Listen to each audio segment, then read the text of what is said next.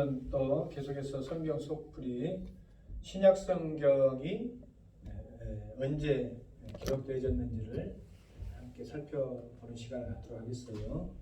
신약 성경이 모두 몇 권이에요? 3927 총 66권에서 3927 진리의 말씀 이렇게 여러분들이 기억하면 좋을 것 같아요. 그러면 신약 성경에 이제 목차로 넘어가면 처음에 이렇게 되어 있는 성경이 마태복음이잖아요. 마태복음. 그렇죠? 네? 마태복음이 주후 50년에서 약 70년경 이렇게 되어 있고, 그 다음에 이제 마가복음이 기록자는 마가죠. 마가. 약 67년에서 70년. 근데 여러분 한번 생각해 보면 여기 이제 성경 신학자들이 그 역사적인 어떤 그 배경에 추측해서 근거해서 이것들을 이렇게 기록되어졌을 거다 하는데, 주후 67년이나 70년경이면은 예수님이 약 3년에서 4년 공생애를 하시고 하늘로 승천하셨기 때문에 예수님이 30에 공생애를 시작하시고 하늘로 승천하신 것을 보통 3년에서 4년 6월절에 기록되어진 횟수를 따져서 일상적 보통적으로는 3년이지만은 4년으로 보시는 그런 견해도 있다 이 말이에요. 그렇다고 한다면 33세 34시면은 예수님께서 하늘로 올라가시고 난 이후에 몇 년이 경과가 되었다는 소리예요. 보통 못해도 30년이 흘러버렸다는 소리죠.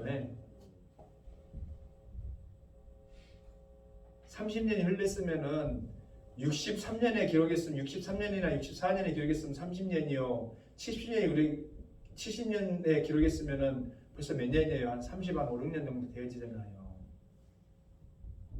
지금 같으면은 비디오 촬영을 해놓고 뭐 녹음기를 해놓고 이렇게 레코딩을 해놓을 수 있는 그런 장치들이 있기 때문에 그렇지만은 과거 그 시대는 오로지 레코딩 기억 장치라고 하는 것은 뭐겠어요? 사람들의 기억밖에 없겠죠. 그러잖아.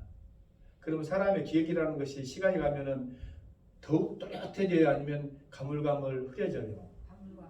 가물가물 흐려지잖아.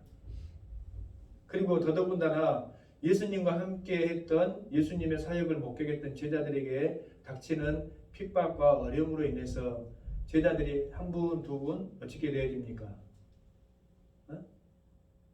순교의 그런 위협 속에 있잖아. 그러니까 우리는 모르지만은 그 당시에 제자들에게 하루하루라고 하는 것은 내가 내일을 기약할 수 없는 그런 삶이다 알 말이에요.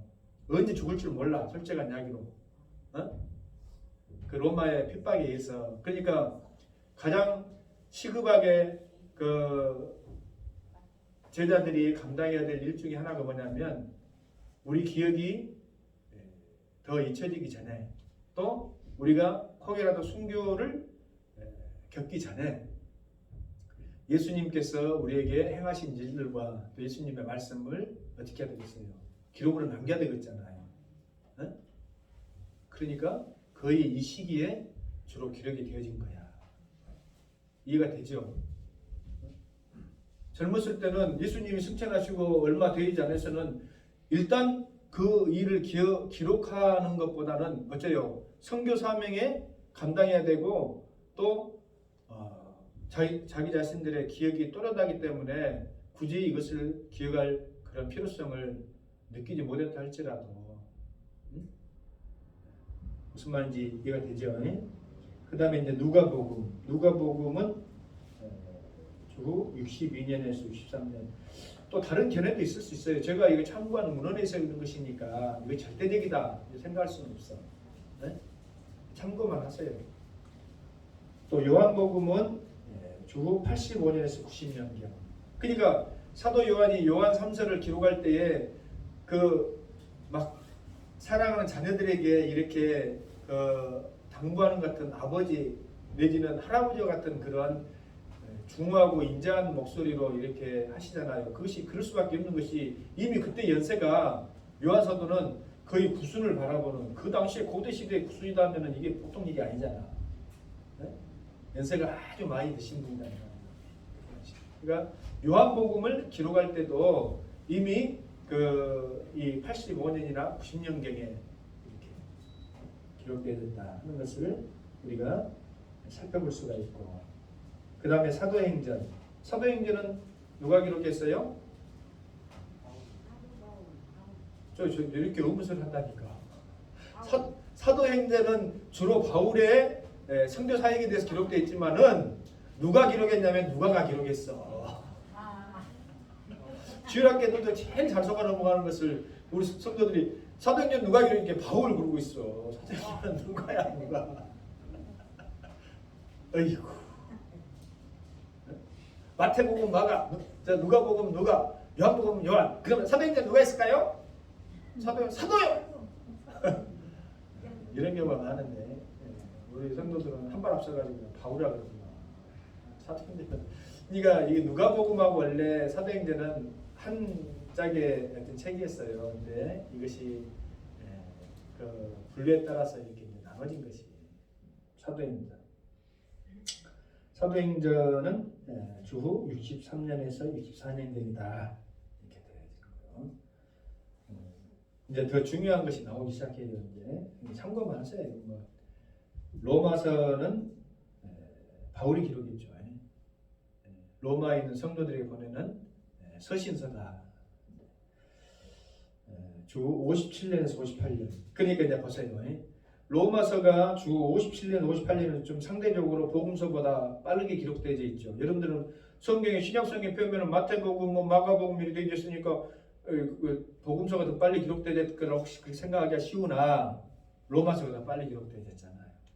그러면 여러분 그때 당시에 이제 이 바울의 연령이 얼마나 됐을까?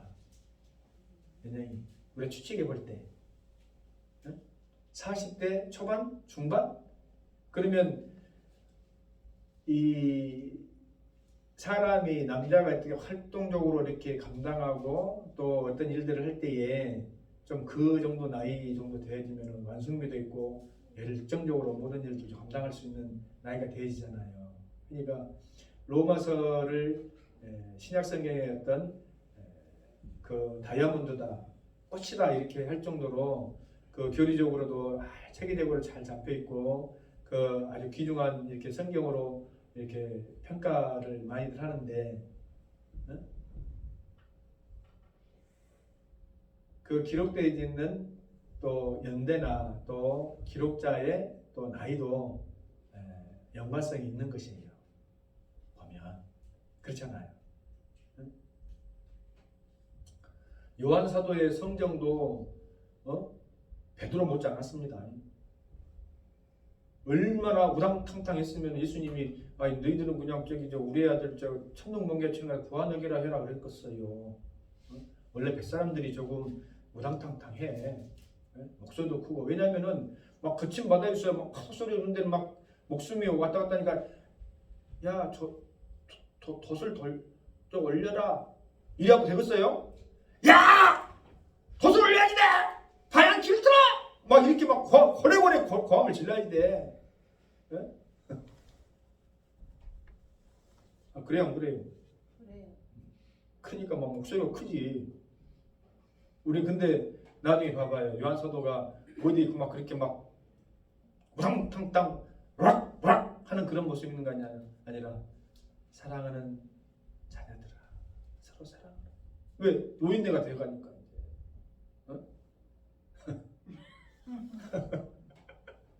사도 바울도 그러잖아. 사도 바울도 사도행전에 등장하는 사도 바울의 어떤 그 젊었을 때 모습은 그냥 막 면전에서 베드로도 내가 책망하였노라. 베드로 그러면 쓰겠어요? 막 하면서 젊었을 때는 막 감히 어찌 대사도 솔직히 저 사도 바울은 사도로 이렇게 칭함을 받지만 예수님의 직계 제자는 아니잖아. 그 예수님의 수제자로 예루살렘 교회 수장자로 되어 있는 그런 베드로에게 그냥 당신이 외식하고 그럼 쓰겠어요 하고 막 들이받아보라고 하더라. 젊으니까. 바나바에게도 나 진짜 마가하고는 함께 할 수 없어. 하면서 받아 나중에는 온유한 심정으로 바뀌어 사람이 바뀌어. 나이를 먹었는데도 혈기가 방장하고 막 들이받고 그러면은 그 나이를 덜 먹은 거예요. 나이를 먹으면 사람이 부드러워져. 말씀 언니죠. 할렐루야.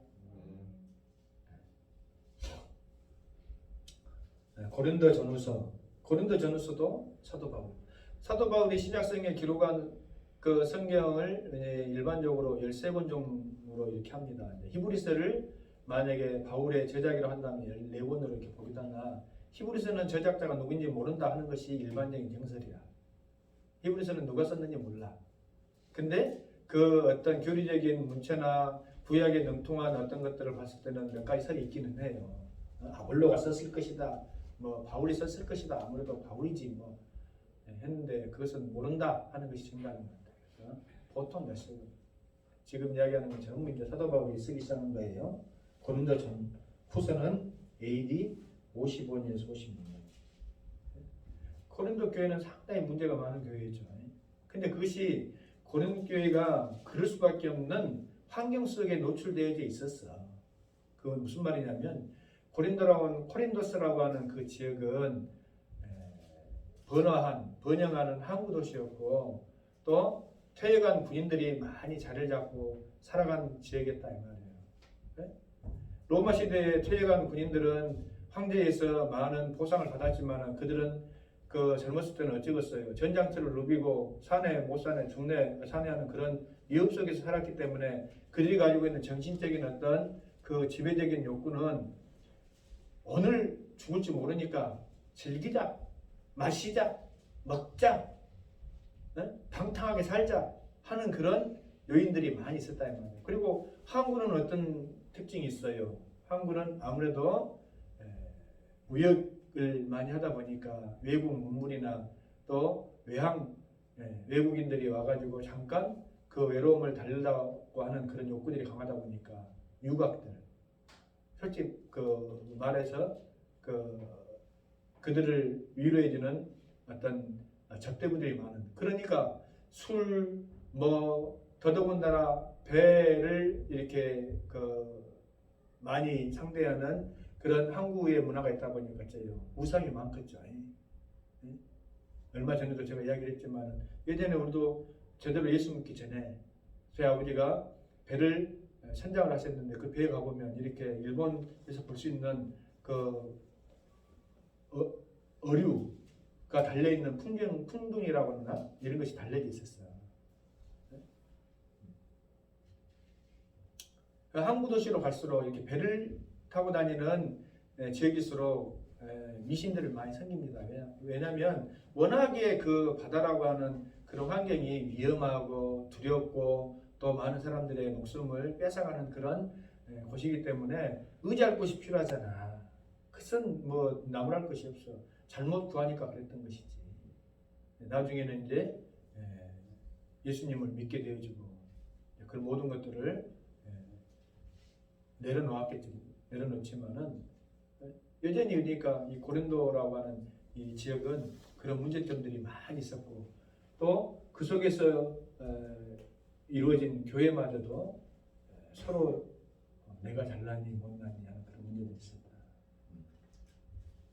그 다음에 이제 갈라디아서입니다. 갈라디아서.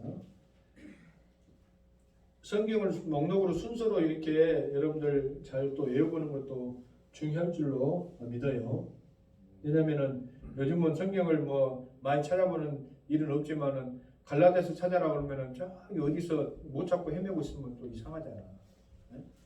갈라디아서는 AD 49년에서 약 98년 정도로 이렇게 본다. 근데 정설로는 신약 성경 중에서 가장 먼저 기록되어진 성경은 데살로니가 전서로 봅니다. 데살로니가 전서로. 그러니까 갈라디아서가 49년, 58년을 이렇게 보기도 하는데 그것은 몇 가지 견해가 있기 때문에 그런 것이고 데살로니가 전서는 AD 51년에서 약 52년 이렇게 보면은 갈라디아서도 빠른 거 아닙니까? 이렇게 할 수가 있는데 정설은 데살로니가 전서가 가장 신약 성경 중에서 먼저 기록되어 있을 것이다 보는 것이 일반적이에요. 뭐 에베소서나 빌립보서, 골로새서를 빼버렸는데 이제 봅시다. 에베소서는 AD 62년. 그러면 여러분 이것을 알아야 돼. 왜 이것을 알아야 되냐면 빌립보서나 골로새서 에골빌빌 해가지고 그 신학교 가면은 에골빌빌이라고 이렇게 외우는데 에베소서, 빌립보서, 골로새서, 에베소서, 골로새서, 빌립보서, 빌레몬서 이렇게 해가지고 이것을 옥중서신이라고 하거든요. 그래서 뭐냐면은 사도 바울이 로마 감옥에 갇혀 있을 때 보낸 서신이다 이 말이야. 네? 그러면 AD 60년, 62년 유동됐을 때 사도 바울도 상당히 나이가 이제 52반이나 이렇게 되어졌다 이 말이에요. 중후반이나. 나이를 많이 먹었죠. 그런 상태에서 이런 여러분들이 기억을 한 상태에서 이 성경을 보면 어떤 것들을 볼 수 있냐면은 많이 그 성도들을 향한 염려나 또 그 근심이 있는 가운데서도 오히려 빌립보서 같은 경우는 기쁨의 서신이라고 이렇게 표현할 정도로 사도 바울이 감옥에 갇혀 있음에도 불구하고 몸은 갇혀 있지만은 영으로서는 한없는 어떤 그 하나님 은혜 가운데서 자유를 누리는 것을 볼 수가 있다 이 말이에요. 지금 여러분들이 굉장히 중요한 말을 하고 있는데 여러분들이 그 가치를 알라가 모르겠어요.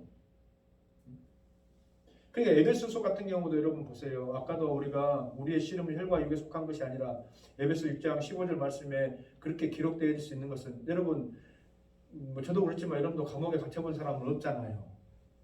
요즘 같으면 뭐 감옥에 갇혀도 뭐 인권을 많이 보장받고 뭐 어떤 사람들은 아주 악한 사람들은 오히려 막 간수들을 교도관들을 막 괴롭히고 탄원서 써가지고 한다 합니다만은 고대 시대에 그런 것이 어디 있어? 네? 한번 영화 같은 거 한번 봐봐요. 음습하고 그냥 빛도 잘 안 들어오는 그냥 돌로 지어진 그런 난방 시설도 없는 그런 감옥소에 갇혀가지고 그 연명할 수 있는 쓰레기 같은 음식을 먹으면서 있는데 여러분 이런 것을 썼다라고 생각. 그러니까 그냥 성경으로 이렇게 봐가지고 우리 씨름은 혈과 육에 속한 것이 아니고 하늘에 있는 통치할 권세 뭐 악한 영들 이야 어떻게 그 상태에서 이런 말씀을 쓰실 수가 있었을까? 하나님의 놀라운 축복이다. 이것을 알자 이 말이에요. 그것을 더 감동적으로 여러분들이 알고 해라고 이 연도를 지금 한번 이야기 드리는 거야. 이것을 알고 생각에 접해보니까 조금 다르죠 느낌이. 아 그래 안 그래? 네? 그렇잖아. 저도 이제 50대 이제 후반으로 이렇게 향해 달려갑니다만은 야 달라. 지금은 그래도 여러분들 안전하게 뭐 먹고 마시고 아프면은 약 먹고 또 뭐 몸이 좋다면은 보약도 먹고 그런 시대잖아요. 그래 안 그래? 응? 여러분의 목사가 아픈데 저 비타민도 하나 사 먹을 여력도 없고 누가 뭐 여기 저 잡사라고 뭐 여기 갖다 주는 그런 일도 없고 하면 좋겠어요? 무릎 아프다니까 우리 선회자면은 목사님 무릎 아프면 안 됩니다. 마구 막 한도 사다 주고 비타민도 사다 주고 다른 사람 찔려라고 하는 말이에요. 무릎 아프다고 다른 사람도 또 했지 뭐 홍삼도 사다 주고 로얄 젤리도 사다 주고 다 기억하고 있어. 왜? 내가 다 먹었으니까. 아 그런데도 50대 후반 되면은 눈도 침침해지고 기력이 딸린다니까. 근데 고대 시대에 봐봐요. 그래도 이런 좋은 환경 속에서 사역하고 이렇게 먹을 거 먹고 약도 먹고 하는데도 기력이 딸리는데 아이고 이거는 전적으로 하나님 은혜 아니면 진짜 우리가 그냥 말로만 하는 하나님 은혜가 아니라 놀라운 거다. 생각이 됩니까? 이런 좋은 말씀을 우리 성도들이 다 들어야 되는데 그러니까 어쩔 수 없이 유튜브로 올리는 거예요. 유튜브. 지금 녹화되고 있어요. 뭔가 빨간 한번 확인 좀 해봐봐요. 열심히 하고 있는데 지금 녹화가 안 되어 있으면 이거 다시 시작해야 되나? 빨리 한번 봐봐봐. 잘 되고 있어요? 진짜죠? 확실해요? 됐어요. 우리가 뭐 크게 뭐 대외적으로 뭐 이렇게 하는 유튜브 아니니까 괜찮아. 성도들 보고 아는 사람만 맥락 보는데 뭐 이거 뭐 첨단포도학교 3일밤 예배는 뭐 재밌네? 뭐 할 수도 있겠지 뭐.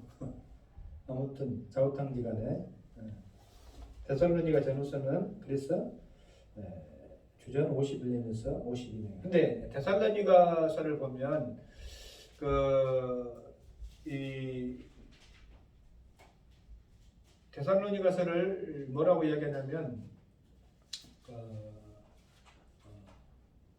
소예언서다, 소계시록이다 할 정도로 재림에 관한 내용들이 많이 기록되어져 있다 이 말이에요. 근데 이것을 그때 왜 사도 바울이 기록할 수밖에 없었는가 하는 이유를 여러분들 아셔야 된다. 가장 신약성경 중에서 먼저 기록되어졌다 그랬죠. 그러면 이제 보세요. 예수님의 제자들에 의해서 예수님께서 하신 말들이 제자들에게, 믿는 사람들에게 증거가 되어질 거 아닙니까? 그 말씀 가운데 가장 믿음의 사람들에게 위로가 되어지고 힘이 되어지고 현실을 이길 수 있는 소망이 되어지는 말씀은 뭐였겠어요? 뭐였겠어? 당장 그들은 공동체에서 추방이 되어지고 로마의 핍박이 있고 한데 현실의 어려움이 있는데 그들을 그 현실의 어려움 속에서 이겨낼 수 있는 힘과 소망을 주는 말씀은 뭐였겠어요? 다시 온다. 여기에 있는 사람들 중에서 내가 왕권을 가지고 올 것을 볼 사람도 있을 것이다 라고 이야기했다 이 말이에요. 그러니까 사람들이 그렇지, 예수님이 다시 오신다고 했어, 곧 오신다고 했어, 곧 오시는데 뭐 우리가 현실에 일단 이 하찮은 이 세상의 삶을 오늘 묵고 살 것 위해서 일하면 뭐해? 그러지 말고 그냥 교회에서 모여서 기도나 하자 하는 그런 생각들이 팽배해지기 시작했다. 그러다 보니까 교회적으로 많은 사람들이 현실을 부정하고 신령한 것만 찾게 되어지는, 근데 그것을 핑계로 해서 교회의 공동체에 큰 부담이 되어지는 그런 현실적인 문제가 대두되어졌다 이 말이야. 그 배경에 대해서 여러분들 알아야 돼요. 그러다 보니까 데살로니카에 있는 교회들에게, 성도들에게 주님이 언제 오실지를 알 수 없기 때문에 현실에 대해서 여러분들이 부정하고 현실을 등한히 하는 그런 불성실한 삶을 살아서는 안 되고, 언제 오시든지 간에 오늘이라고 하는 이 삶을 여러분들이 성실하게 잘 감당하는 것이야말로 주님을 기다리는 올바른 성도들의 자세다 하는 것을 써서 보여줘야 될 그런 필요성이 있었다 이 말이에요. 무슨 말인지 이해가 되죠? 여러분도 마찬가지예요. 여러분도 시한부 종말론이나 아니면은 뭐 구원파나 어떤 뭐 다른 이런 사람들을 보면은, 우리가 죽으면 뭐 하나님 앞에 우리가 다 올라가야 되고 정산받아야 되고 그런 삶인데 이 땅에서의 뭐 이런 하찮은 삶을 뭐 연연하면서 사냐? 신령한 일이나 하고 살지. 물론 그것이 막 믿음이 충만한 말씀처럼 혹 들릴지 모르나 절대 그것이 아니다. 땅에 기름진 것도 하늘에 신령한 것도 균등하게 동일하게 영육간의 축복을 우리가 함께 받아야 될 그런 사람들임을 잊지 말아야 될 줄로 믿습니다. 그러니까 믿음 생활 한다고 해가지고 아내가 여자가 그냥 가정이고 남편이고 내버려두고 그냥 기도를 해가지고 4박 3일이 말이 안 되지. 3박 4일 5박 6일 기도 나오고 내려와가지고 나는 은혜 받고 나는 충만했는데 집에 내려오니까 집구석은 어질러져 있고 남편은 라면 먹고 그러고 되게 이놈의 집구석 내 이런 삶을 내가 살았으냐 사실 나는 기도원이나 갈란다. 그것은 은혜 받은 것이 아닙니다. 그것은 완전히 잘못된 신앙. 뭐만 알겠어요? 절대 그래서는 안 돼. 그런 일들이 데살로니가에서도 있었다 이 말이에요. 그 다음에 시간이 너무 많이 갑니다. 오늘 여기까지 하겠습니다. 8시 30분까지 넘어가 버리면 여러분들도 부담되고 다음 주에 또 계속해서 이어서 하면 되지 뭐. 됐죠? 아쉬워요? 아쉬우면 뭐 체라를 해버릴까? 그럴 수는 없어.